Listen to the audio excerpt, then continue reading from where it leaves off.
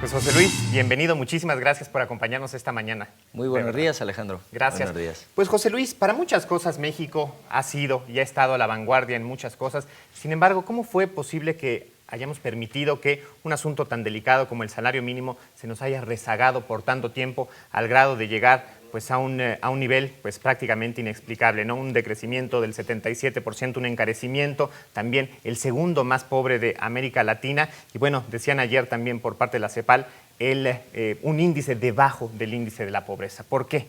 Sí, así es. Durante los últimos 30 años, sobre todo en las épocas en donde hemos tenido una fuerte inflación en el país, el salario se ha ido decrementando en su poder adquisitivo y hemos llegado a lo que tenemos ahora, un salario de 2.000 pesos, que es insuficiente y que hay que ver de qué forma lo incrementamos.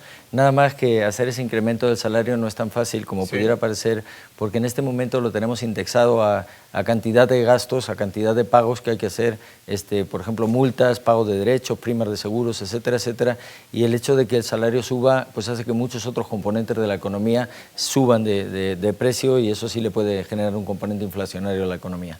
Pero es relativamente sencillo hacer esta desligación del salario mínimo, nada más sería cuestión de que se pusieran a trabajar quizás los diputados en algunos temas, pero el asunto va más allá de eso, es un asunto de justicia social, ¿no?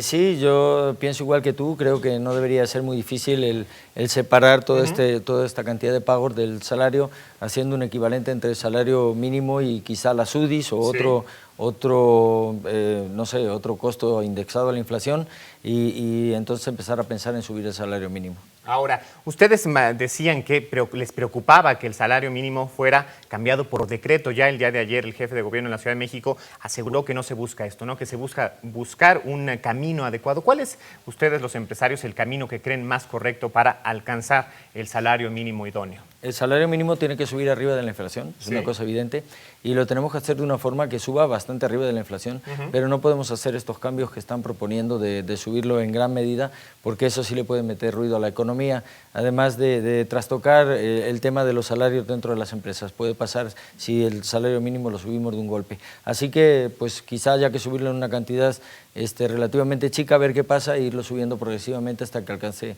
el salario mínimo en unos niveles dignos. ¿Por qué condicionarlo, José Luis? No lo estamos condicionando, únicamente pensamos que en la economía no hay que meter los grandes cambios de multiplicar el salario mínimo por un factor elevado, porque en ese momento sí se pueden generar factores inflacionarios. Debemos de pensar, por otra parte, que el salario mínimo lo gana una cantidad chica de personas relativamente, o sea, grande en cuanto a número, pero pequeña porcentualmente. 6,5 millones, ¿no? Imagínate. Eso a nivel país. Sí. En un país en el que tenemos 120 millones de habitantes prácticamente, es una cantidad relativamente pequeña. Pero aunque sean pocos, pues es, insisto, en un asunto que debemos responder a sus necesidades, ¿no? Hoy, pues nosotros no estamos viviendo con 67 pesos con 29 centavos al día y ellos están mal viviendo, no podemos postergar esta situación, ¿no? Totalmente de acuerdo. Lo que no está duda es que el salario mínimo tiene que subir y tiene que subir rápidamente por arriba de la inflación, pero cuidado con hacer estos cambios por decreto. El tema de los salarios en general, o sea, en el Distrito Federal el 7% de las personas ganan salario mínimo, el otro 93% pues gana diferentes niveles de salario y lo que hay que tratar también es de que esos salarios suban, pero en función de que se incremente la competitividad de la economía y la productividad de las empresas. Las empresas no están siendo suficientemente productivas porque se están moviendo en un marco normativo complejo, no tienen acceso a crédito, no tienen las condiciones tampoco para ser empresas altamente productivas y poder pagar salarios más altos a sus trabajadores. Pero esto es un círculo vicioso, ¿no? O sea, también la competitividad y la productividad viene desde adentro y también la mejora en las condiciones adentro de la empresa pueden significar una mejora hacia el exterior. Desde luego, totalmente de acuerdo. Y no solo eso, sino el hecho de que los asalariados ganen un salario más alto también hace que la economía se mueva. Sí. El propio empleado tiene más dinero para gastar y hace que la economía se mueva. Sin embargo, cuidado con los grandes cambios en la economía, esto de subir los salarios por decreto a niveles muy altos, el salario mínimo en particular, porque puede trastocar la economía. Hay que hacerlo, pero hay que hacerlo con prudencia y sabiendo muy bien,